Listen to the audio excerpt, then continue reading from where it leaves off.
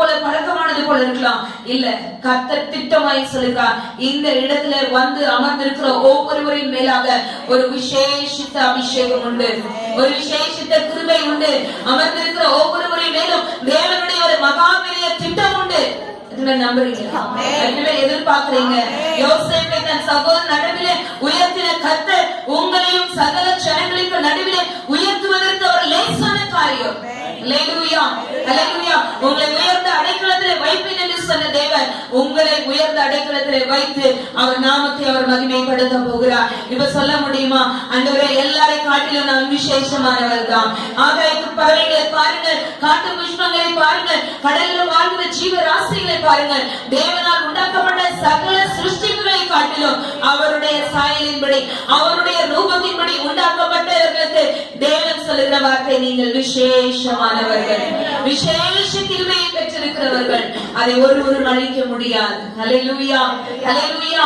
நீ மற்றவங்களை மாதிரி இல்ல, உனக்கு மற்ற அனுபவம் தெரியாது, மற்றவங்களை மாதிரி உனக்கு இல்லைன்னு சொல்லி உங்களை குறைவுபடுத்தி மட்டம் தட்டி அற்பமாய் நினைக்க இருக்கிறவர்களுக்கு முன்பே உங்கள் தலையை தேவன் உயர பண்ண போகிறார். அனைவருக்கும் முன்பாக உங்களை கீர்த்தியும் புகழ்ச்சியுமாய் நிறுத்த போகிறார். யோபு சொல்லுகிறார், என் மாம்சம் முதலானவைகள் அழுகி நாறி போனாலும் என் தேவனை என் கண்களால நான் பார்ப்பேன். ஏன் சொன்னா, என் மீட்பர் உயிரோடு கூட இருக்கிறார், என் தேவன் உயிரோடு கூட இருக்கிறார், என்னை அழைத்த தேவன் உயிரோடு கூட இருக்கிறார். அவர் என் நிலைமையை மாற்றுவார் விசுவாசிச்சாரு. முன்னிலையை பார்க்கலாம் ரெட்டிப்பாய் தேவன் பின்னிலைமையை ஆசீர்வதித்தார். ஆமென். நம்புறீங்க? விசேஷமானவங்களுடைய வாழ்க்கை எப்பவும் வித்தியாசமா தான் இருக்கும்.